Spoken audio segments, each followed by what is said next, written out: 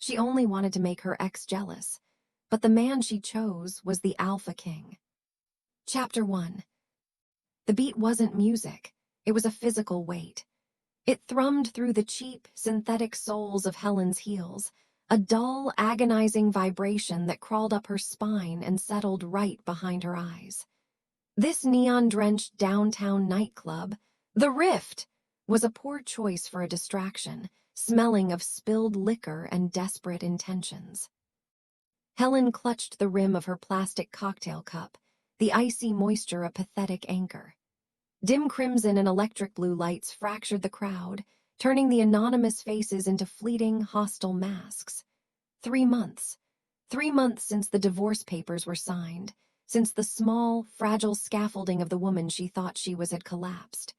Now she was just Helen, a tired nurse with mountains of debt and a hollow echo where her self-worth used to be. The ice clinked in her glass, a meager, lonely sound. She had traded her stability for an apartment with temperamental heating and her expensive crystal for this pathetic plastic. It felt entirely appropriate, a symbol of her discounted value.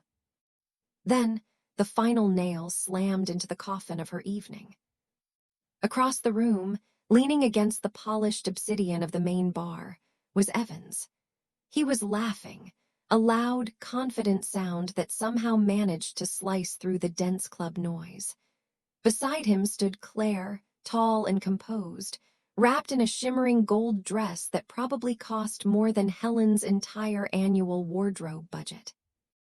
Evan's hand rested proprietarily on the small of Claire's back, the exact, casual spot where it had once rested on Helen's, a gesture she now recognized as performance, not affection. A hot, metallic taste flooded Helen's throat, not just memory, but the visceral ache of betrayal.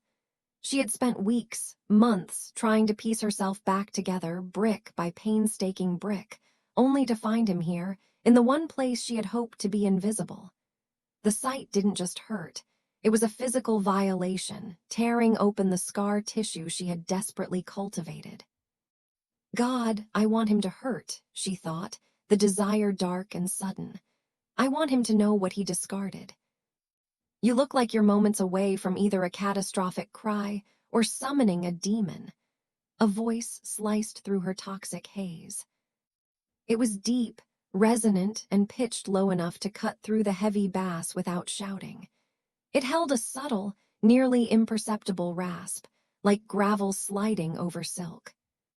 Helen blinked, the tears she refused to shed retreating. She turned toward the source of the voice, bracing herself for the usual predatory smirk of the downtown club scene. The man standing beside her was not what she expected. He was tall, eclipsing her by a head, but it was his presence that commanded attention. It didn't demand space, it simply took it. The crowd seemed to eddy and shift around him, leaving a small, unnerving pocket of stillness. Authority was less something he wore and more something that radiated from him, a primal, contained heat that felt ancient and fundamentally powerful. He wore a suit of dark, seamless charcoal that flowed like liquid shadow, paired with a black linen shirt, the top 2 buttons undone to reveal a glimpse of corded throat. The faint scent around him was intoxicating, not cologne, but something richer, wood smoke and damp earth, overlaying a hint of metallic ozone, like the air after a lightning strike. His eyes, deep, intense, and dark as polished hematite, followed her gaze to the bar where Evans was still holding court. A flicker, a brief shadow of something cold and utterly lethal, crossed his features. It was there and gone in a blink, but Helen felt a sharp, unwelcome spike of adrenaline. It was the same feeling she got in the trauma bay just before a victim coded, the unmistakable scent of imminent danger. "Your ex-husband," he stated, his voice devoid of question. Helen simply nodded, acutely aware of how pathetic she must appear. A tired woman hiding in the corner, clutching a sad, plastic cup, staring like a ghost at her past. She felt his gaze sweep over her, but it wasn't the usual leering assessment. It was intense, cataloging every detail of her weariness, her cheap dress, the tremor in her hand. A desperate, reckless urge took hold, fueled by the adrenaline and the need to destroy Evan's smug smile. "Could you dance with me?" The words tumbled out, clumsy and entirely unexpected. "My ex is watching from the bar, and I just need him to see something else." Heat rushed to her face. "I'm sorry, that was inappropriate. I don't even know you." The stranger's lips curved into a smile that lacked mirth, but hinted at deep, dark amusement. It made his sharp jawline look almost cruel. "You don't, Helen," he murmured, saying her name as if he had tasted its essence. "But I know his type." He extended his hand. His fingers were long, the nails perfectly manicured, a heavy, dark timepiece peeking from beneath his cuff. Her gaze snagged on the back of his hand. It was broad, the knuckles slightly prominent, suggesting immense, coiled strength. "One dance," he said, his voice dropping to a low, powerful register that vibrated deep in her chest. "Let's give the fool a genuine regret." Helen hesitated. Her common sense, honed by years in the ER, screamed run. But the powerful, protective warmth radiating off this man, coupled with the sight of Evans throwing his head back in a loud, careless laugh, tipped the scales. She placed her hand in his. His grip was instant and firm, and in that instant she felt a dizzying shift, as if a primal, invisible energy had connected them. Chapter 2. Chris's touch was like a current, instantly grounding her and elevating her at the same time. His hand settled lightly, yet commandingly, on the small of her back. The subtle pressure was enough to steer her through the densely packed dance floor with an unnatural, almost predatory ease. The crowd simply parted for him. As they moved, Helen glanced toward the bar. Two men in immaculate black suits shifted position near the wall. They weren't club bouncers. Their posture was too relaxed, too fluid, their eyes too sharp and constantly moving. She knew instantly they were Chris's people. Security or something far more involved. "I'm Helen," she managed, needing to break the electric silence between them. "Chris," he replied. His eyes held hers, and in that brief connection, Helen felt a dizzying, intrusive awareness. It was as if Chris wasn't just looking at her face, he was reading something deep inside her. "He's sensing the shift in my emotional aura," she realized, recalling her old mentor's esoteric lessons about energy fields. "He knows I'm lying when I try to look confident." The music slowed, bleeding into something slower, more intimate. Chris pulled her closer, his right hand sliding securely to her waist, his body a solid wall against her front. The movement was smooth, practiced, and deeply unsettling. She saw Evans watching now, his posture stiffening, his face clouding with confusion and something that looked suspiciously like raw, petty jealousy. Chris leaned down, his breath warm against her ear, the wood smoke scent enveloping her.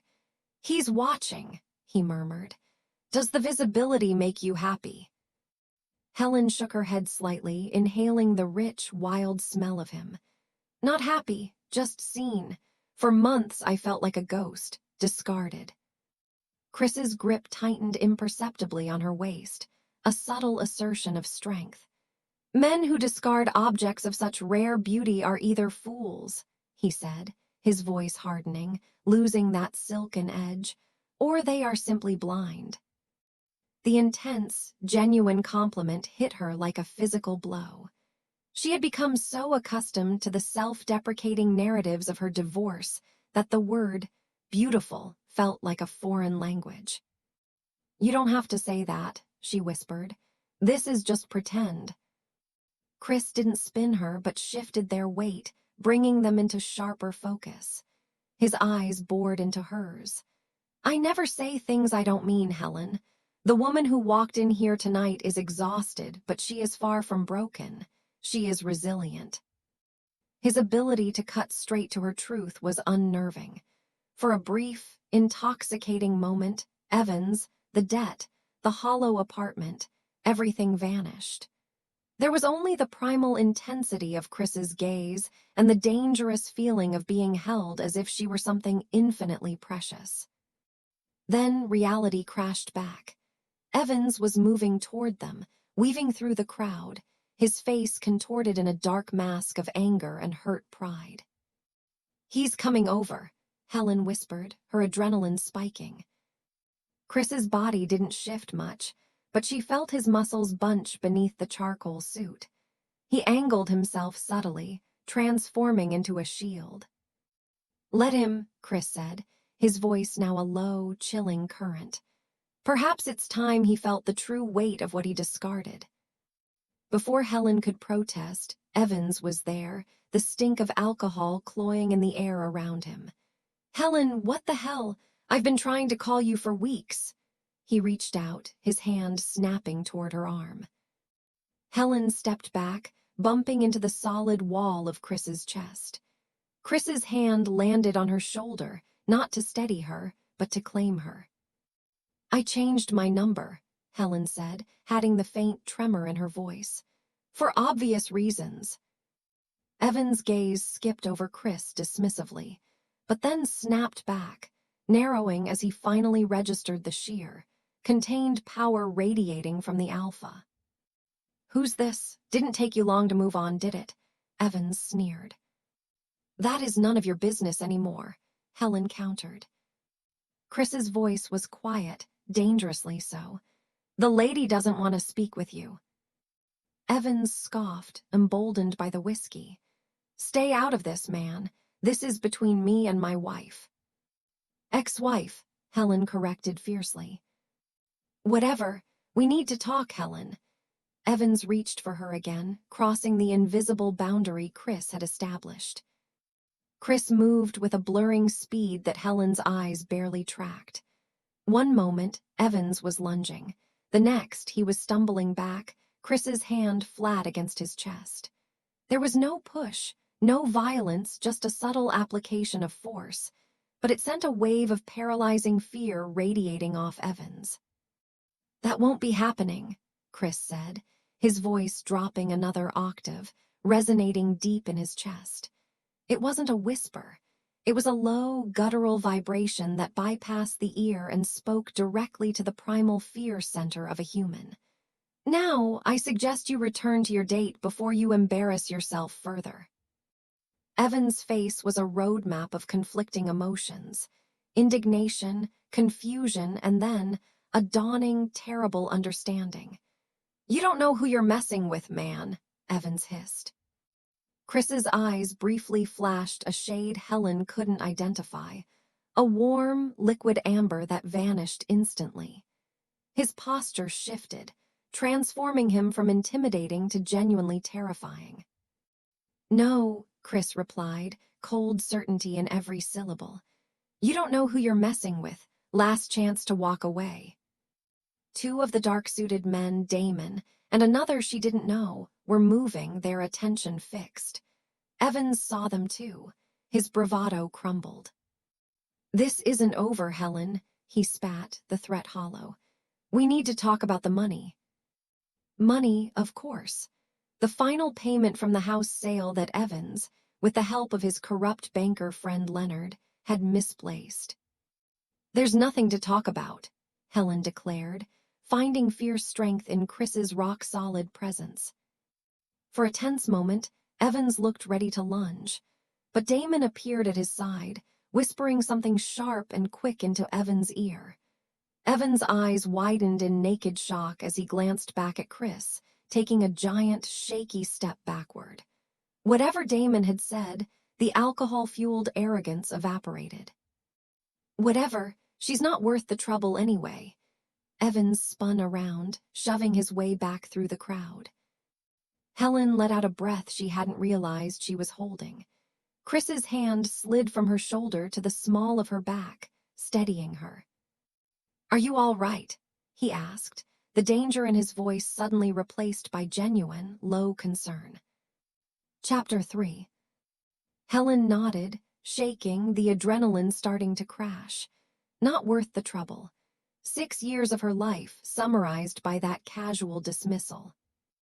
"Thank you," she managed. "I should go. This was a colossal mistake." Chris's eyes, now their deep, magnetic obsidian, searched hers.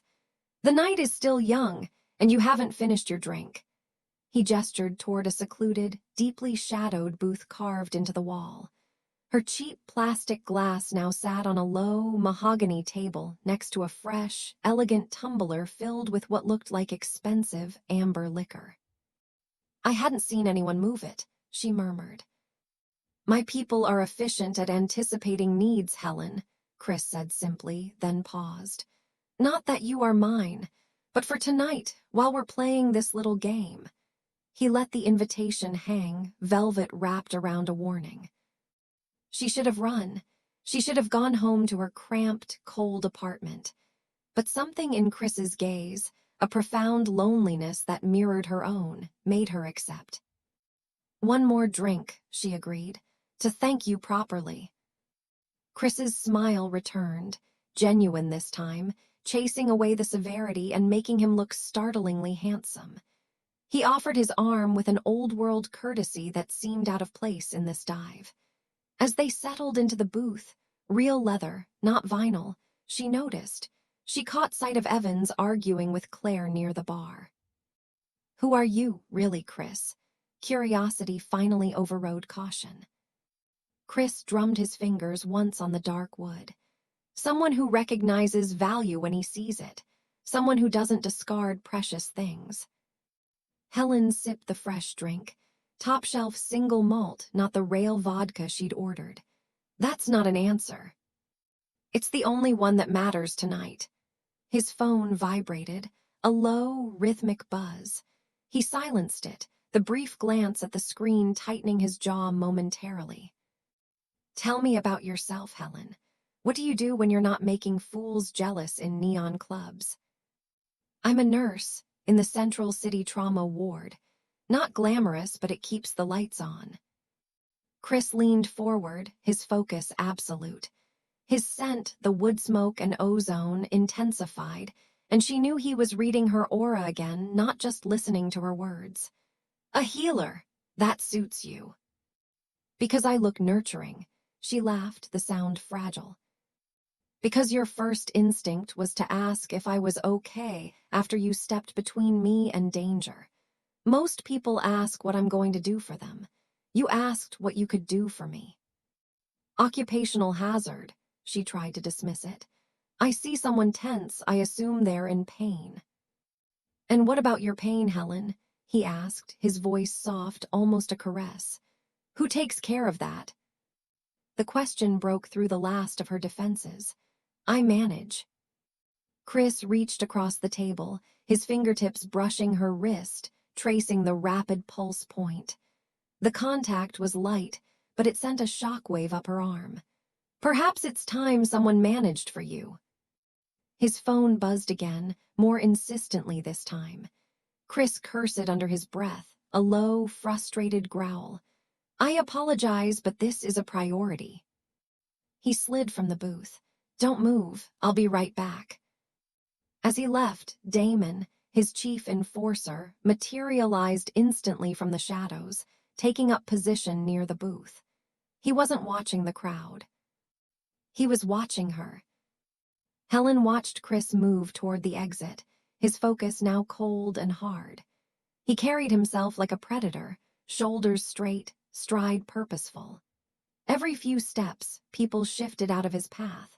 It was only as he reached the exit, illuminated briefly by the harsh exterior lights, that she noticed the subtle but unmistakable way his charcoal suit stretched across a shoulder holster. A gun. The realization should have sent her running. Instead, she felt rooted, fascinated. Damon, Chris's enforcer, spoke softly, his eyes flat. "Mr. Vega doesn't often dance. You made an impression." "Is that supposed to make me feel special?" Helen asked, emboldened by the whiskey. Damon's expression didn't change, but his eyes were serious. It is supposed to make you careful." Before she could press him, Chris returned, the charming mask smoothly back in place, though his eyes still held a lingering intensity. He slid back into the booth. Business never sleeps, unfortunately. Now, what kind of business requires a security team with weapons? Chris studied her with unnerving stillness. The successful kind. Does that frighten you, Helen? I'm not sure yet, she admitted honestly. Tell me about the money Evans mentioned, the $40,000 he stole.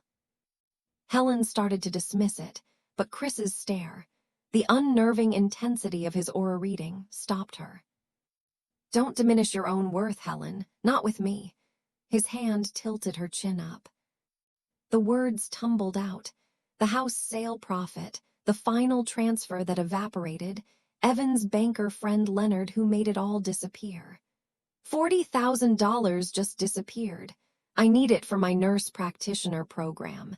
He stole my future. Chris's aura shifted, becoming dark and dense. It was like watching a storm gather. So he stole not just your money, but your entire trajectory. It's not your problem, Helen said. Perhaps I find myself invested, he countered, his thumb brushing her lower lip. Because rare things should be treasured. A man who would discard someone like you doesn't deserve to breathe the same air. It was a declaration of war on her behalf. Chapter 4. Chris led Helen away from the noisy club and into the cool night air. A sleek, armored black car, a shadow cruiser, pulled instantly to the curb, its tinted windows reflecting the neon glow. The interior was silent luxury, butter-soft leather, subtle ambient lighting, and an immediate sense of absolute security. Where are we going? Helen asked as the car pulled away, the city lights blurring. A private residence, Chris replied. The Apex Tower. I prefer to be near the river when possible. Private, secure. The Apex Tower was a brutalist beauty of glass and dark stone, situated high on a bluff overlooking the river, a fortress disguised as modern architecture. As they arrived, she noted figures patrolling the manicured grounds, Damon's subordinates. Anything I should know, Damon? Chris asked his enforcer as they approached the entrance. Nothing urgent, Alpha. The situation from earlier has been contained. Alpha, the word echoed in Helen's mind, the casual use confirming the depth of his power. Inside, the apartment was vast. High ceilings, charcoal and cream palette, walls hung with museum-quality art. Chris led her to the massive kitchen, a culinary temple of steel and marble. Would you like a drink or perhaps something to eat? Chris asked. Helen's stomach rumbled, a mortifying sound. Just something small. Chris paused, his penetrating gaze on her. You don't need to minimize your needs with me, Helen. Not ever. He moved to the refrigerator and retrieved containers, warming them quickly. Grilled trout with wild mushrooms or venison tenderloin with truffle mash. She laughed softly. The trout, please. He arranged the food and water on a tray and led her to a sitting room off the main area, where floor-to-ceiling windows revealed the glittering cityscape reflecting in the dark river below. As she ate the exquisitely prepared meal, Helen realized the danger Chris embodied wasn't directed at her. It was a perfect, impenetrable shield. Why am I here, Chris? She asked, finally setting down her fork. Perhaps I enjoy your company, he replied. You could have anyone, hundreds. They wouldn't come with the baggage of a petty ex-husband. They want what I represent, not who I am, Chris countered. You carry your baggage with resilience. It hasn't hardened you. That is precious. He moved closer, his fingers tracing the curve of her cheek. What do you want from me? She whispered. Everything, but I'll settle for the chance to know you, truly know you. Helen felt an overwhelming sense of exposure. He knew her deepest vulnerabilities, not through conversation, but through his supernatural gift. "You don't even know my last name," she murmured. "Martin," he replied without hesitation. "Helen Martin, 32, Central City Trauma Ward nurse, attempting to save for her NP program until your ex-husband's greed put a stop to it. I protect what interests me, Helen. That requires information." He had investigated her while they were at the club. "Most women would run screaming," she managed. "I told you before, you're not most women." His hand slid to the nape of her neck, his fingers sinking into her hair, pulling her toward him. His gaze dropped to her lips, the unspoken question physical in its intensity. Helen answered by closing the distance. His kiss started gentle, a testing, a sampling, then deepened into a hungry, primal consumption. His arms encircled her, pulling her against the solid, immovable wall of his chest. It was a reclaiming of every touch, every denial, every lonely night she had endured. Her hands gripped the fine linen of his shirt, pulling him closer, desperate for the heat, the certainty, the wild, raw feeling of his claim. When they broke apart, breathless, Chris's eyes were dark, a faint gold ring visible at the edge of his irises. "Stay," he whispered. "My shift starts early tomorrow," she whispered back, disappointment heavy in her voice. "Another time, then," he conceded, though his reluctance was palpable. "I will hold you to that promise, Helen Martin." Chapter 5. Morning arrived, cruel and efficient, filtering light through the expansive windows. Helen woke, warm and content, the scent of wood smoke and damp earth surrounding her. She turned to find Chris watching her, fully awake, his eyes clear and intense. "Good morning," he murmured, his voice husky. "No regrets." "None," she confirmed, kissing him softly. She had to leave. She needed to maintain her small, manageable life. "I need to go. I have errands before my shift tomorrow." "I'll have anything you need delivered," he insisted, his tone possessive. "My people will handle your errands." "I need to maintain my own trajectory, Chris. This is happening fast." He was silent for a long moment, the alpha weighing her resistance against his instinct to possess. "You're right. I won't overwhelm you, but let me send you home in a manner befitting the woman who brings light to my shadows." The phrasing, for him, not for her, won her over. They shared breakfast in the kitchen. Chris, surprisingly, insisted on cooking, moving with a controlled grace that contradicted the primal power she knew he wielded. He spoke of his childhood in Mendoza, Argentina, the poverty they endured, his dedication to his sister, Jayla. The shift from poor immigrant to alpha king was left vague, a history written in scars and silence. As they returned to the bedroom, Helen gathered her few things. "They're wondering who you are," Chris commented, noticing her brief hesitation as she passed Damon and another security man in the hall. "I don't typically bring women here. The Apex Tower is my sanctuary."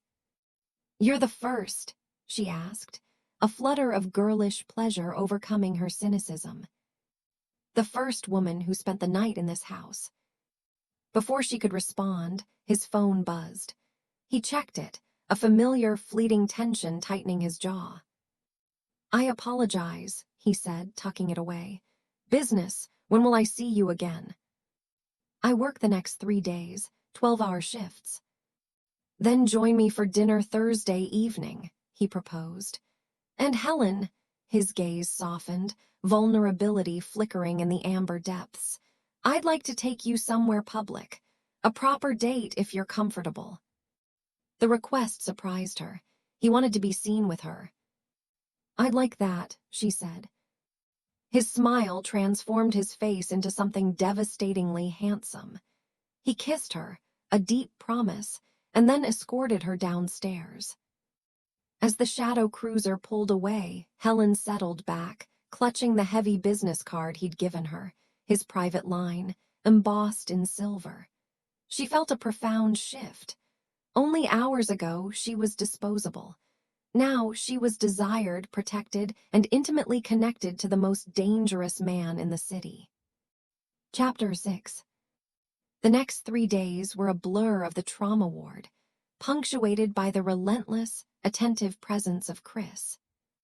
His care manifested not in control, but in consideration. He never demanded responses when she was on shift, but his messages tracked her days with uncanny timing. A package is being delivered to your apartment at noon. No expectations, only hopes. D. The package contained the emerald silk dress, the delicate undergarments, and the earrings. The sheer cost was overwhelming, yet the implied sentiment, "I want you to feel cherished," broke through her stubborn pride. "Good morning, Helen. I've taken the liberty of sending a full spread to your station. I remember how grueling 12-hour shifts can be without proper fuel." He had sent specialty coffees, pastries, and parfaits to the entire trauma ward staff. Mike, the charge nurse and Helen's close friend, immediately cornered her. "Spill it, Helen, Mr. Vega. My sister's partner is an enforcer for the Aegis Pack. There are rumors. You walk in here looking like you just got mated after months of looking like a ghost. Who is this man?" Helen kept it vague, but Mike's warning, "Just be careful," echoed the feeling of electric danger that clung to Chris. The gestures continued. A basket of her favorite imported snacks, a leather-bound planner with her shifts marked. He didn't just love her. He was studying her, absorbing her needs before she voiced them. By Thursday evening, Helen was pulling on the emerald dress, excitement overriding caution. She was just applying lipstick when her phone rang. Mike. "Helen, it's bad." Mike's voice was tight. "Multi-car pileup on the bypass. We've got disaster protocol activated. They're calling in everyone." Disappointment crashed through her. She was dressed for a ball, but duty called her to the blood and chaos of the trauma bay. She dialed Chris immediately. "Helen," he answered, his voice warming instantly. "Chris, I am so sorry. I can't make dinner. The hospital called me in mass casualties." A brief, low silence. "Of course, your patients need you. Is there anything you need? Food sent to the hospital." His lack of argument, his immediate acceptance of her priority, touched her deeply. "No, thank you. I just wanted to apologize." "You have nothing to apologize for, Helen. Saving lives takes precedence over reservations. We'll reschedule. Be safe, Helen. I'm proud of what you do." His sincerity was the last warm thought she held, as she scrubbed into the longest, most brutal night of her nursing career.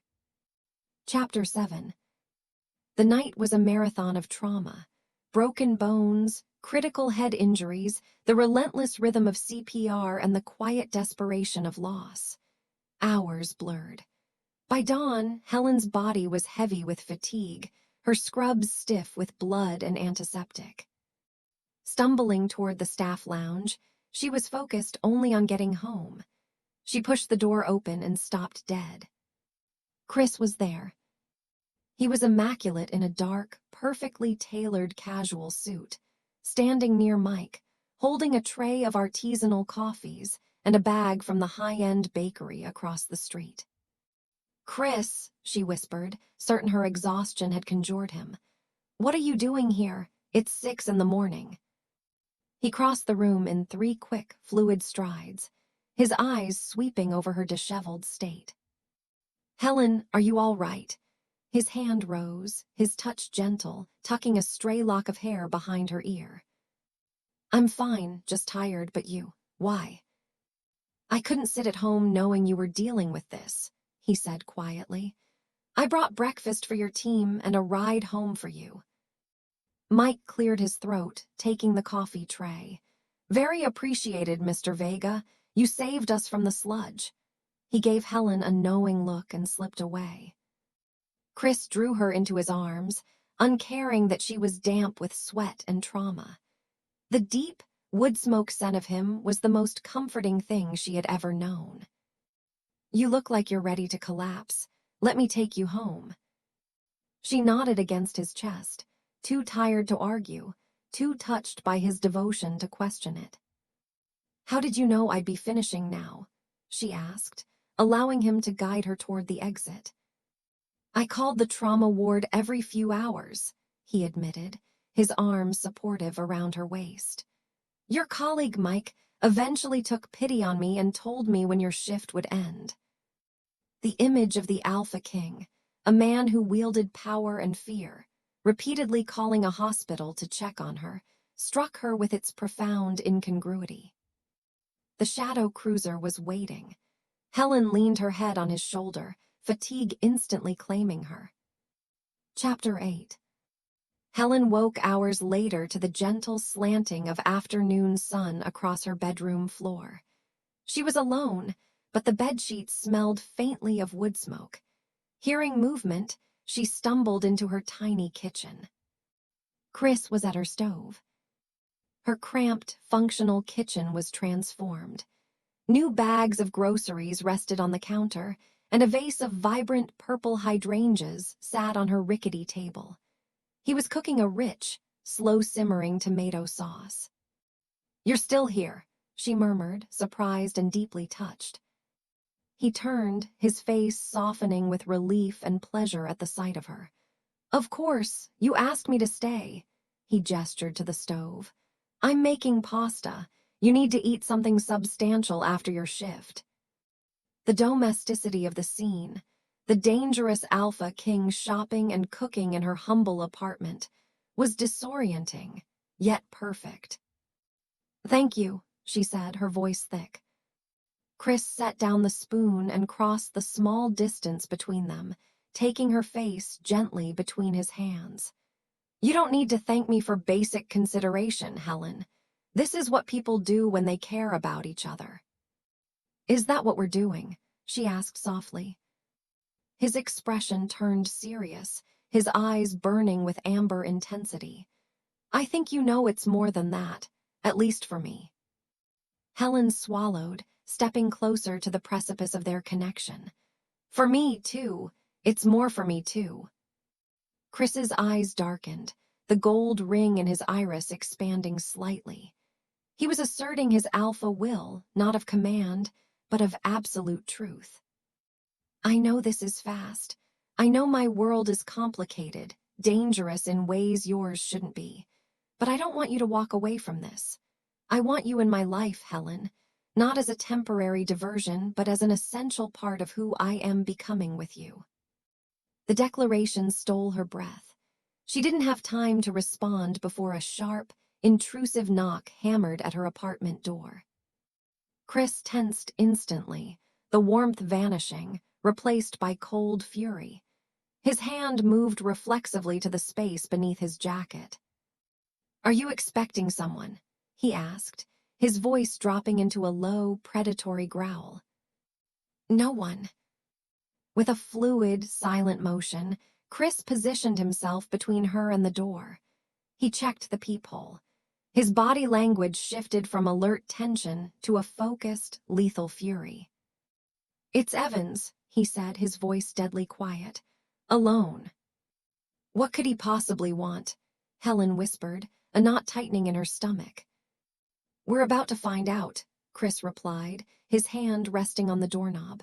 "Stay behind me." Chapter 9. Chris opened the door. Evans stood in the hall, hand raised to knock again.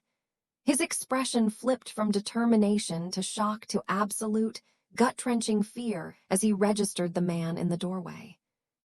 "Vega," Evans stammered, stumbling backward a step. I was just..."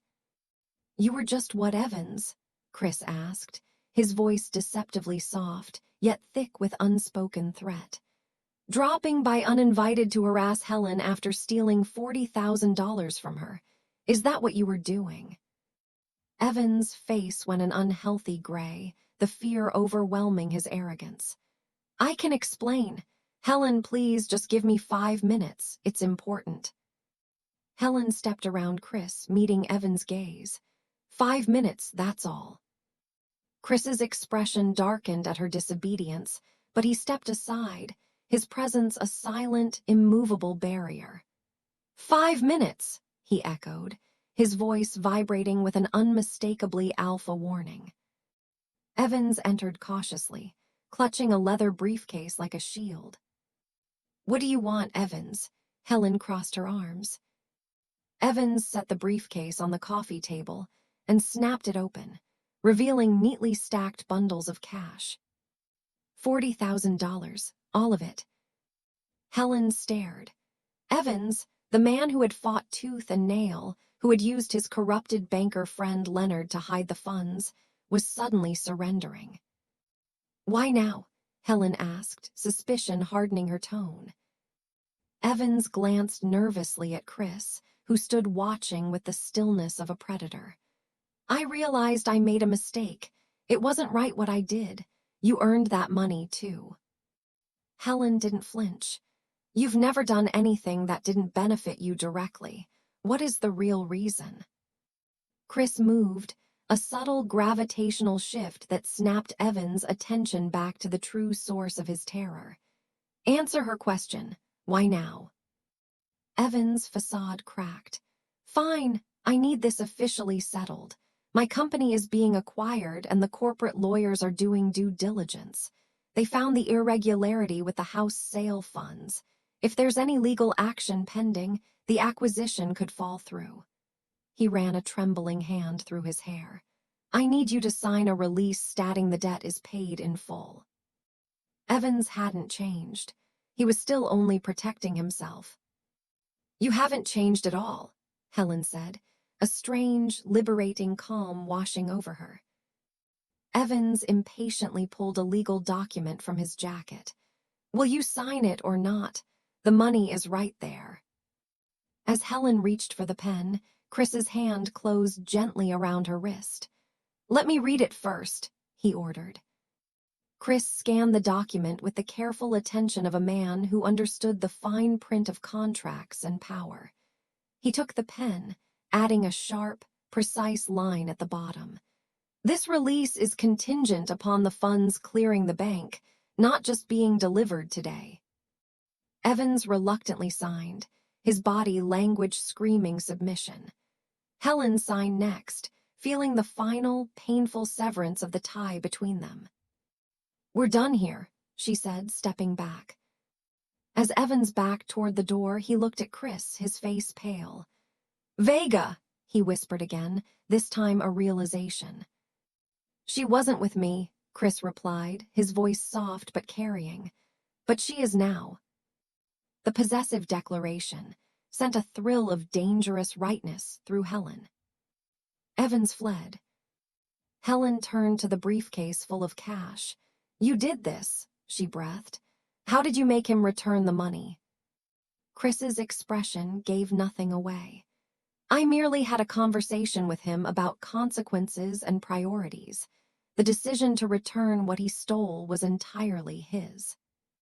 He stepped toward her, drawing her into his arms. You've given me back my future, she murmured into his chest. No, Helen, Chris countered, tightening his hold. You've given me mine. Chapter 10. The weeks that followed were marked by a profound sense of liberation and stability. Helen immediately re-enrolled in her nurse practitioner program, using the returned funds for tuition. Chris fully supported her decision, never once suggesting she reduce her workload or become reliant on his wealth. Their relationship deepened, a blend of primal intensity and quiet domesticity. Chris's world was slowly revealed. The Aegis Pact was ancient, controlling the flow of resources and upholding supernatural law in the city, using their supernatural coercion to enforce human legalities that failed their people. Helen met Jayla, Chris's younger sister, a brilliant law student who initially viewed Helen with wary suspicion, but soon warmed to her kindness and fierce independence. Helen also introduced Chris to Mike, her colleague, and her sister, Bate. Their initial caution dissipated as they witnessed Chris's quiet devotion, the respect he showed Helen's career, and the way he protected her without suffocating her. 6 months after their first meeting, Chris asked Helen to move in. "I need to maintain my own identity," she explained, standing on the Riverview terrace of the Apex Tower. "I don't want to wake up one day and realize I'm just an appendage to the Alpha King." Chris listened intently, his aura quiet and accepting. "Then we will build a new territory together." He proposed they find a new place, not his current fortress, not her cramped apartment, but a home they would design together, a neutral space where their two worlds could merge. They found a stunning property on the river's edge, a blend of modern simplicity and natural materials. As they worked with the architects, discussing layouts and designs, Helen marveled at their synergy. Their lives had intertwined with the force of fate, the Alpha's primal certainty meeting her resilient human spirit. One afternoon, Chris took Helen to the city's largest, oldest library. In a secluded corner of the rare books section, he finally shared his full truth. "My pack's lineage is not just Alpha, Helen. We are the keepers of the veil in this territory.